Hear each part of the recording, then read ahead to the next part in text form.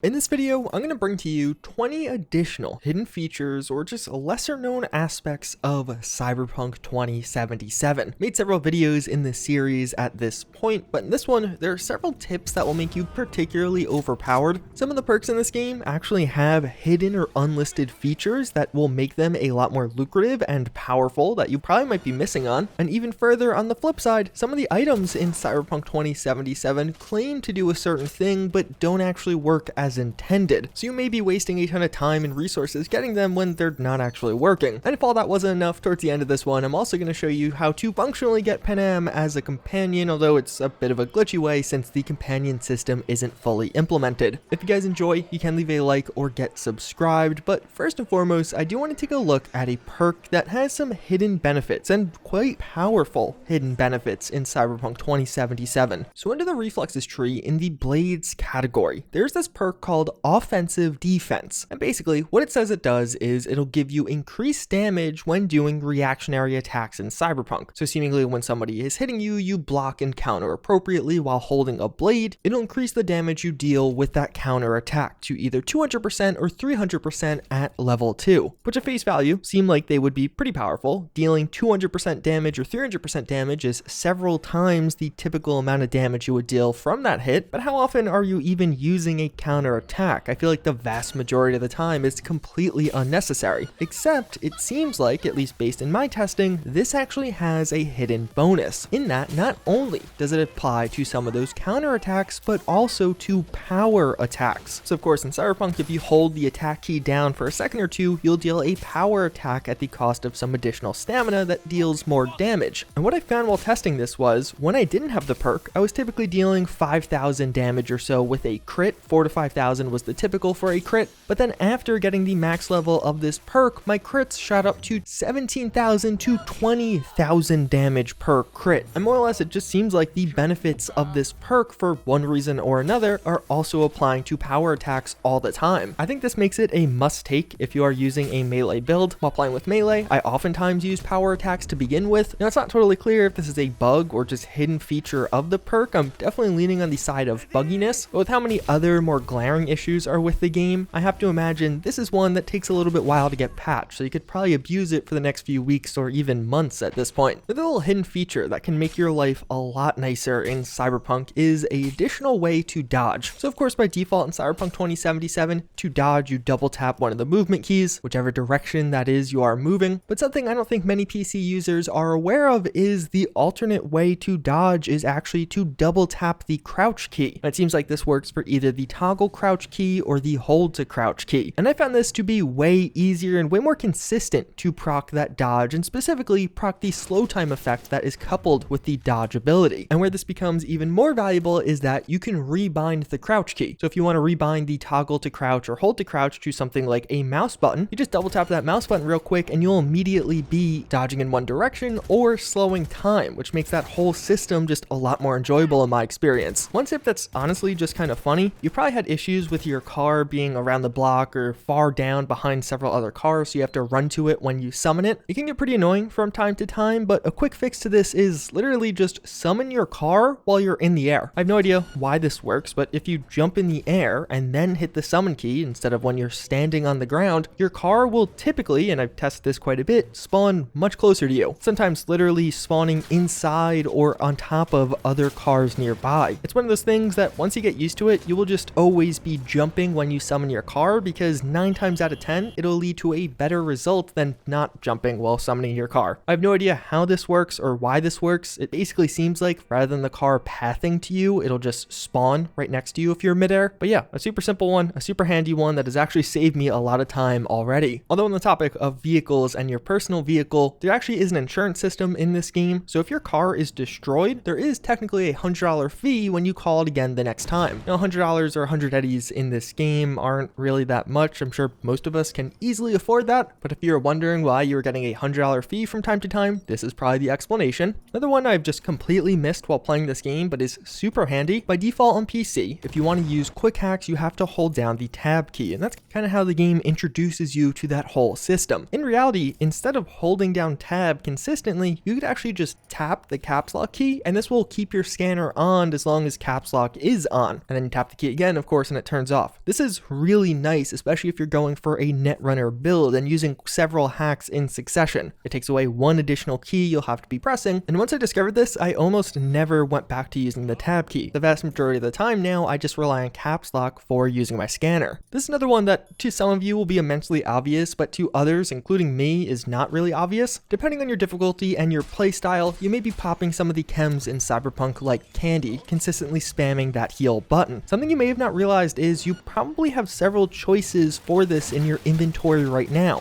If you hold down the Alt key or just go to this in your inventory, you'll find that you'll have either bounce back or max stock, and typically have Mark 1, 2, and 3 variants of these. Overall, it seems like bounce back will restore more health, but it does a burst of health, like 25% at once, and then 6% health for 30 seconds, at least for the Mark 3 variant. Conversely, max stock is just going to give you a flat amount of health instantly. But as you get some of the higher tier variants of these, they actually heal way more, and they're really cheap and easy to get. Just drive over to any of the chem doctors in the game, or at the very least this one, although I've tried several and they all seem to have the crafting recipes. And each of the crafting specs for the higher tier variants are 50 eddies or less. And then for actually crafting these, it only requires common and uncommon components, which you almost certainly have a ton of in your inventory. Of course, you do need perks to craft the epic variants of them, but even just the rare ones are significantly more powerful than the variant you're already using. And considering how cheap these are, both from an eddies perspective and just in the crafting components, I found that I pretty quickly just switched to using some of the higher tier variants of bounce back or max stock. And even sometimes in combat, if I was really low health or having a hard time, you can just open the weapon wheel and switch to one of the ones that are higher tier quickly. And then from there, you'll probably have a much easier time in combat, especially with bounce back, because it'll give you health over time. But as long as you're spending a bunch of time in this inventory screen, something else to really make note of is the weight of grenades. If you're having a ton of issues managing your weight on your character, grenades may be the problem. The grenades technically only weigh 0.3 weight each, but you've probably been looting them all the time across a playthrough. Just going to some of my major characters, one at the end of the game, one halfway through the game, I was able to save 30 to 50 pounds per character just by depositing grenades in my stash. So if you're somebody who finds themselves never using grenades, especially if you have the rocket arm, might be a good idea to actually clear some of those out, as they may be occupying a ton of weight in your inventory. You can make it so one Ripper Doc in the world is going to be cheaper than the rest. This will be the Ripper Doc Charles in Watson. He's located here on the map. It's a relatively easy place to find. And basically, after talking to him, he'll be a little bit nervous, but you don't even really have to talk to him. If you just hack and open the door right next to him, or if you're unable to do so, run around the other side of the building into this garage looking area. And without spoiling too much, as you clear this out, you'll find an enemy, you'll find some sketchy stuff going on in the basement here. And if you go back and confront him, he will offer you a 20% discount to forget what you saw. Considering you literally just have one enemy to face during this, it is an extremely easy way right at the start of the game to get 20% off from one Ripper Doc. And then from there, of course, you have all of his various enhancements. He doesn't have any great ones, but he has some pretty good ones. And if you're ever buying that perk reset option, which typically is 100,000 eddies, you could just instantly get it from him for 80,000 eddies instead. But speaking of Ripper Docs, there's also an important consideration when it does come to eyes and legs, as it seems like for one reason or another, these two categories have some oddities with them. Right off the bat, it doesn't seem like, at least right now in the game, that any of the eye implants you can get or the leg implants you can get will ever be legendary. They'll only go up to epic, and the two ways you get the epic ones actually have some kind of barrier around them. So if you want the epic Kuroshi eye implants, you're going to have to pay back Vic. Vic is the Ripper Doc that you of course meet in the intro prologue of the game. He's also the Ripper Doc closest to your apartment, so he's pretty easy to find. After you do pay him back, you'll gain access to him, and he is the one Ripper Doc to sell epic Kuroshi optics, the seemingly the best eye implants in the game. Not really a huge upgrade, it's not like this is game changing, but if you're trying to max out your character, this is where you're going to want to go. And separately, the best leg implants are sold by Fingers. If you punch Fingers, you lose access to him as a Ripper Doc. There's a quest early on where you do interact with him, and it doesn't really seem like there's any way around that. If you went down that path of either killing or punching him, you are locked out of the epic tier leg implants. Again, not the end of the world. Most of the other leg implants that you can find are still pretty powerful and useful, but again, it is worth noting, if you are hunting, it does not seem like there are legendary eye or leg implants, at least right now. And in fact, There's this really good map posted up on Reddit. I'll have a link to it down below if you want to check it out even more in depth, that does have all of the legendary implant locations and which Ripper Duck actually holds them. As I'm sure many of you do know, in Cyberpunk 2077 there is a level limit of 50, and if you didn't know, now you do. But an important consideration as you are speccing out your character, you could only actually get 3 stats up to level 20, and then you'll have 5 attribute points left over if you go that route. So if you're looking to max out everything, you can't really do that. For most of the attributes in the game, getting them to level 18 is definitely good enough. That's where you get some of the best perks, but of course you won't get the final perk for some of the certain skill trees. And although this isn't necessarily a hidden feature, it's just a very important consideration that isn't obvious early on. So an issue I always have in this game is I'll be talking to somebody and I'll accidentally end up crouching as I'm skipping through the dialogue. It's really frustrating, and at times I've been stuck like this for a while, and it makes the whole immersion factor a bit worse. If you just hold the crouch key, like don't tap it to skip the dialogue, but hold it for a second or two, you will stand back up. A quick and easy one, but definitely pretty helpful to know. But even further, if you do find yourself skipping through dialogue a lot, in particular when you go up to some of the vendors and they just start talking to you and you're like, I just want to buy from you, please shut up. A setting I found to be pretty convenient to change was in the menu, you can make it so the game will skip dialogue continuously, which is not on by default. I found this to be a lot more convenient because instead of having to spam the skip key, instead you just hold it down and it will kind of flow through all of that dialogue almost like a movie on fast forward. It makes skipping dialogue a lot more convenient and a lot easier, especially for those of you on subsequent playthroughs. If you're replaying a quest, don't feel like talking to the person again, you could just hold down one key and skip through all of the dialogue until you have to say something. Just as a rule of thumb, in Cyberpunk 2077, it seems like pistols tend to be the most powerful weapons in this game. There are several avenues you can go this way, but unlike other games where rifles or even shotguns deal some of the most damage, in Cyberpunk most often it seems like pistols are finding themselves around the top or even at the top. So don't just discard them or play them off right off the bat. They actually are extremely valuable, including one very valuable one with Comrades Hammer. This is easily one of the best weapons in the game, and you can get it very early on, although you will need a certain attribute level. So towards the northwest edge of Santo Domingo, you're going to find this suspected criminal activity marker. Probably done a couple of these, it's pretty simple. There's a group of enemies here and you'll have to deal with them. Now of course there are many ways to game the system. If you're too low of a level to deal with these guys, turn the difficulty down, just run them over with a car or find some stealth or overpowered weapon. But whichever way you do deal with them, you'll find the boss here does have the crafting recipe for an epic iconic with Comrades Hammer. So to craft this, you will need to have the ability to craft epic items. This is going to require 12 in technical ability. Honestly, the crafting tree, the technical ability tree, is one of the most powerful in that it has one of the highest skill caps overall. And there's a lot of stuff that is locked behind crafting recipes, so if you want to ever get access to certain content, specifically in the form of unique or iconic weapons, you will need this at some point. Actually, just another quick tip, as you do go to craft this one, you can click on it several times and you'll notice it does re-roll the stats on this. So if you do a bunch of clicking, you'll notice that every once in a while there is one really good roll where the damage will be notably higher than the rest of the other values. In my example, you'll notice it's at 390 and it only comes up every once in a while, but just do make note of that. It's really handy if you're doing a lot of crafting in this game. But then more or less from there, craft this thing if you can afford to, and you'll find it basically one-shots most enemies and basically one-shots every enemy outside of things like cyber psychos, even those who way out-leveled me. And this is on a character that is in no way spec'd out for pistols. I have no perks benefiting pistols. This weapon is just that good, and if it couldn't get a bit better, it also can shoot enemies through walls, so it can be extremely devastating in combat. Considering it actually has one shot, there is this perk that makes it so the final shot from a pistol does double damage. So if you do spec into this tree and get this perk, it'll instantly double the amount of damage Comrades Hammer does. Another weapon mod that can be extremely OP is the Crunch weapon mod. And if you're somebody who is using SMGs, or in particular, if you're using shotguns, you need this. You can get the crafting recipe for Crunch at the weapon vendor right next to V's apartment. So on the upper stories here, you actually have to do the shooting range challenge first. It's really simple, really quick. And after you do this, the weapon vendor will open up. And for just 2,500 eddies, you can buy the crafting spec for Crunch. From there, you can craft this. It doesn't matter what perks you have. The way crafting mods works in this game is you'll have a random chance at getting a common, uncommon, or some of the rare ones. Seems like you have to be a higher level to get epic or potentially legendary versions. And what you'll find the crunch mod does is just add a flat damage bonus to weapons. And although I've seen a lot of people using this on snipers or some of those single high damage weapons, that is not the way to do this, as the way this is applied is it's applying damage per bullet. So in a sniper, if you're just shooting once every while, an extra 7 damage on that bullet isn't super valuable. But if it's on an SMG, that really starts to ramp up the overall DPS number, and you can see the changes after applying this mod on some of those weapons. But where it is easily the best and most applicable are on shotguns, because it applies per projectile fired, and considering most shotguns fire 10 projectiles, it'll add that 5 to 10 damage per 10 projectiles, which is really powerful. On my not that good shotgun, the DPS went up by 200 just by applying a couple of crunch mods. If you have a legendary one or even higher tier versions of the crunch mod, you could easily double the DPS or even do double and then some. And in practice, using the crunch mod on a weapon with a high rate of fire or again with shotguns makes it devastating. Still not quite as good as some of the pistols out there, but it makes using these a lot more viable and a lot more fun. Although an interesting observation with Cyberpunk 2077 is certain mods are broken. It's not totally clear what's going on here, but in particular, crit chance and crit damage mods on armor seem to have a lot of issues. There's been many posts made about this. There isn't a definitive answer as to what's going on, but just take for example here. If you look at my character, I have a ton of Deadeye mods on all pieces of clothing. Now if you cumulatively add up all of the additional crit chance, I should be well over 100 crit chance. But when using weapons, sometimes I don't land crits. So clearly something's not working here. There have been some arguments that it's only actually applying up to 30% or only applying up to 40 or 60%. Some have said that it only actually works on one armor piece and one mod at a time. So even though all of these armor pieces have a ton of mods, in reality only one crit chance mod is applying at a time, and all of the other ones are literally made redundant. And some others have pointed out in their experience, even if they just have the Deadeye mod applied, it'll stop working altogether or just will never activate. The core takeaway is if you are trying to stack a bunch of crit chance mods on your armor, it's not going to work as intended. There's clearly something broken here. Some people have even reported if they apply 2 at the same time, like 2 plus 15% crit chance mods, they'll actually negate each other and neither will apply ever, leading to 0% crit chance or only from outside factors. Similarly, it seems like some other mods have some glitching. Some of the fall damage mods don't seem to be working appropriately, or even some of the move speed mods don't seem to be working appropriately. So just keep this in mind. One of the best mods consistently is the Armadillo mod, which just adds flat armor and does work as intended. You can stack it on all your armor pieces. I talked about it in a past video if you want to check that out. As I mentioned earlier, crafting definitely seems to have one of the highest damage ceilings in this game. And if you're looking to farm a ton of crafting components and get a ton of crafting experience, I have a very easy way to do so. This is completely a glitch, so if you're not interested in glitching, this won't be super valuable. But basically, get a stack of items, whether it be grenades or aid items. So you have a stack of aid items. It could be any of the various aid items. You could buy these or craft them. And basically, if you have that aid item equipped, so you actually have to have it in this little slot in your inventory or using the quick menu, you go into your inventory and disassemble one of these items. For whatever reason, the icon doesn't pop up at the bottom of your screen. This just seems to be a general bug with the game, but hit the disassemble key and it will work. Just select one item to disassemble, and what you'll find is, one, it didn't actually disassemble anything, and two, it's going to give you the experience for disassembling the entire stack of items. So you can see here, I have over 100 max stocks. For every one max stock I'm disassembling, I'm A, not actually disassembling anything, and B, getting some crafting materials, and then C, the biggest part, as you exit, you'll see I'm getting a ton of experience from doing this towards my crafting skill. In like 20 seconds, I got 5,000 experience just by doing this a couple of times with max stock Mark 1. If you have some of the higher tier ones, you'll get even more experience. And the exact same method does work for grenades, which can be even more valuable for farming components, because some of the higher tier grenades break down into some very valuable components, and you can do this very cheaply and for free, all the while not losing any grenades in the process. So completely cheating, but if you're looking for a way to actually get some better items, this is a very easy to do one, and it costs basically nothing. You can do it at any character level. Although another big one that is another glitch in the game is how to get Panam as a companion. Obviously, people are obsessed with this character, and if you want her following you around at all times, there is a way to do this, but it comes at a cost. More or less, you must have not completed the Ghost Town quest in Cyberpunk. You'll probably remember the Ghost Town quest because it is the one where you meet Panam for the first time. If you can't find it in your quest log and you haven't done it yet, you might just have to complete some additional main story quests. I'll have some guides down below so you can see what quests you have before then. But basically, as you're doing this quest, you're going to go to the afterlife, then you'll go and meet Panam for the first time. You'll have a nice car ride, then have this little battle sequence in the dark to get her car back. And then right after this stage, she's going to drive you into a tunnel. But basically, once she drives you into the tunnel, literally just get out of the car as soon as you can, run out of the tunnel without fighting all of those enemies, and eventually combat will come to an end. You can save and you'll find Panam is just following you. You can call your own vehicle, Panam will get in it with you in the passenger seat, and from here you functionally have Panam as a companion. Now of course, the big consideration is you can't progress the main story, you can't complete the Ghost Town quest, you can't do any of Panam's own side quests because those come after the Ghost Town quest. But if you're on subsequent playthroughs or just getting lonely, there's a lot of side content you could do with Panam at your side. It actually makes the game a lot more enjoyable. She'll help you in combat, she's not the most valuable companion, but it definitely makes things a little bit more fun. Doing this with both Panam and Judy definitely makes me wish there was a proper companion system in this game. But otherwise, yeah, that's pretty much going to wrap it up for this video. Hopefully you guys found these tips useful or informative. I've been having a ton of fun with Cyberpunk 2077 myself, and as I'm doing the research for these videos, I just find them very helpful even in my own playthrough. If you want some more tips or hidden features, I've made several videos like this. None of them have overlapping tips though, and I'll have those linked down below. With that said, I thank you all again for watching, and I hope to see you all next time. Later.